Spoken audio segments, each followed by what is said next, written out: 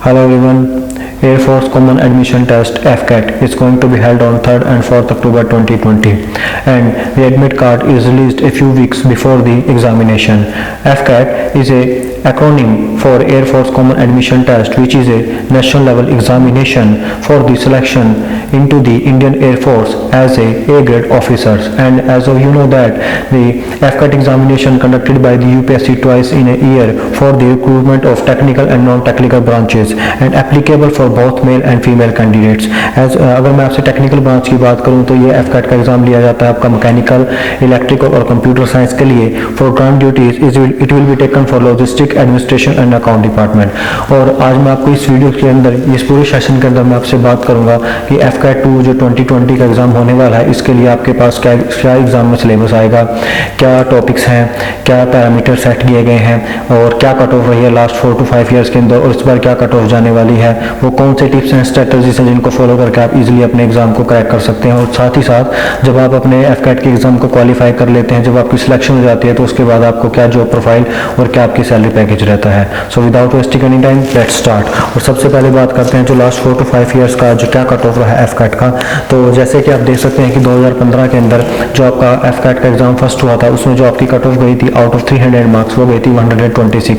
और इसी के अकॉर्डिंग अगर आप टेक्निकल ब्रांच में अप्लाई करते हो तो उसके लिए जो EKT बोला जाता है, जिसको बोलते हैं इंजीनियरिंग नॉलेजेबल टेस्ट, उसका जो कट ऑफ गया था वो गया था आपका आउट ऑफ 150 में से 55 मार्क्स.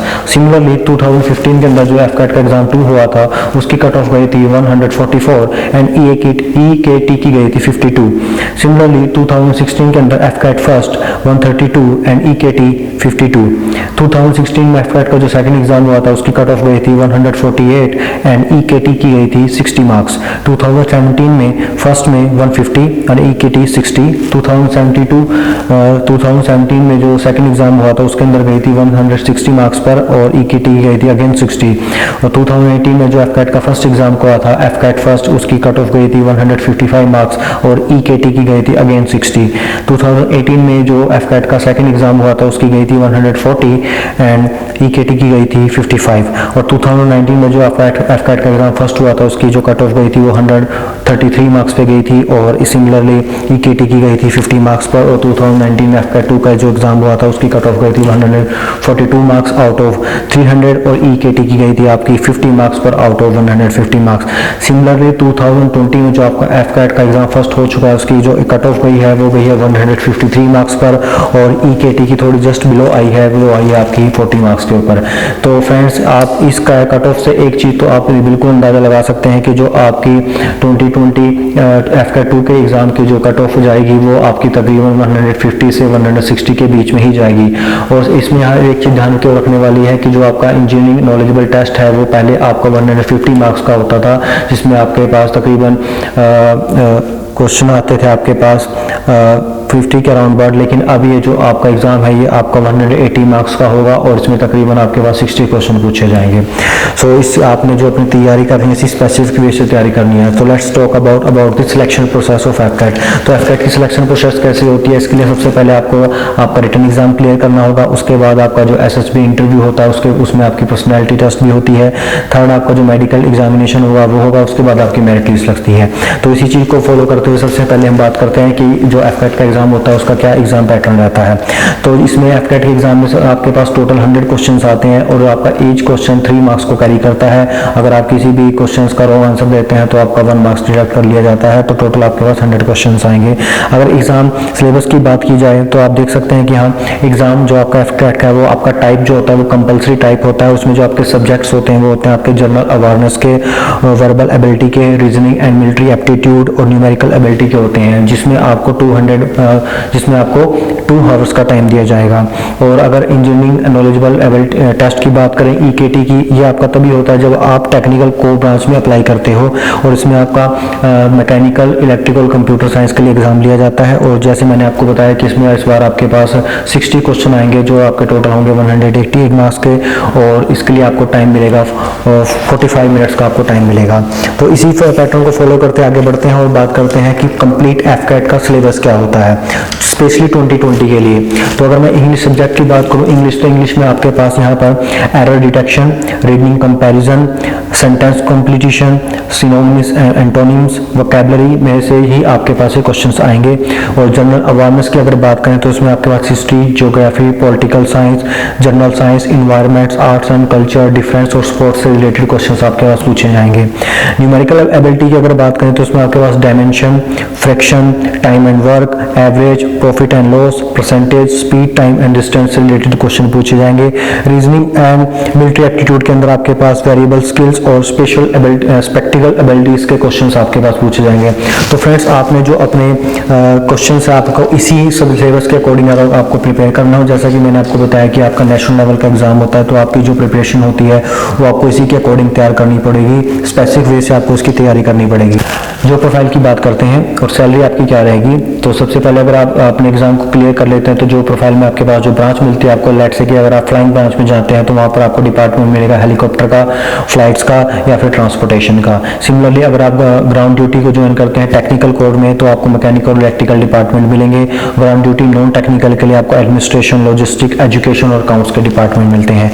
जो अब जब आपकी ट्रेनिंग का होती है एफकैट के अंदर, तो उस ट्रेनिंग पीरियड के दौरान आपको जो स्काईफंड मिलता है वो मिलता है आपको 52,600, और ये स्काईफंड आपको ट्रेनिंग के दौरान मिलता है जो आपकी ट्रेनिंग होती है एफकैट की 1 ईयर्स की होती है।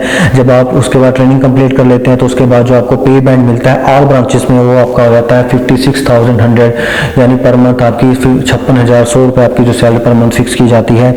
मिलिट्री सर्विस पे जो आपको मिलता है वो मिलता है आपको 15,500 per month.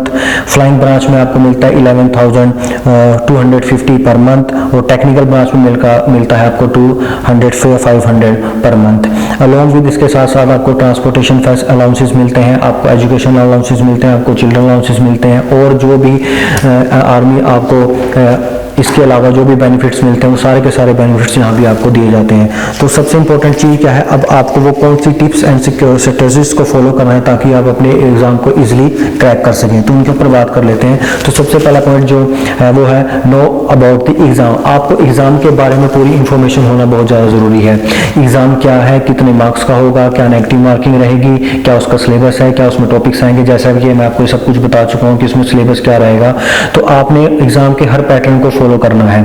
Second, analysis yourself. सबसे पहले अपने आप को एनालाइज करना है कि आपके वो कौन से स्ट्रॉन्ग एरियाज हैं, कौन से वो सब्जेक्ट्स हैं जिसपे आपका होल्ड काफी अच्छा है, और वो कौन से सब्जेक्ट्स हैं जहां पर आपको इंप्रूवमेंट करनी पड़ेगी। तो आपको क्या करना है, डेली बेसिस पे जो आपके वीक सब्जेक्ट्स हैं जहां पर आपको इंप्रूवमेंट करनी है उनको आपको ज्यादा टाइम देना पड़ेगा। Third, make a proper planning. आपको एक प्रॉपर पैटर्न को फॉलो करना पड़ेगा कि क्या कट ऑफ रहेगा, लास्ट 4 to 5 ईयर्स के अंदर क्या कट ऑफ रहा है, किस लेवल के क्वेश्चन पूछे जाते हैं। आपको हर टाइप के लेवल्स के क्वेश्चन को फॉलो करना पड़ेगा, और साथ ही साथ आपको मैनेजमेंट करके पूरा कर चलना पड़ेगा इसके लिए। तो जैसे मैं आपको बता चुका हूँ कि लास्ट 4 to 5 ईयर्स में क्या कट ऑफ रहा है और इस बार भी क्या कट ऑफ जाने वाला है, तो ये चीज भी आपको माइंड में होना बहुत जरूरी है। क्योंकि फ्रेंड्स एक चीज हमेशा याद रखिए कि गहराई में कूदने से पहले उसकी गहराई का अंदाजा होना बहुत ज्यादा जरूरी है। तो एफकैट के एग्जाम की आपको पहले गहराई का पता होना बहुत ज्यादा जरूरी है। सबसे इंपॉर्टेंट पॉइंट आता है आपका प्रैक्टिस इज ए की टू सक्सेस। यस, जैसे कि आपने सुना है कि practice makes a man successful. आपको डेली बेसिस पे प्रैक्टिस करनी ही होगी।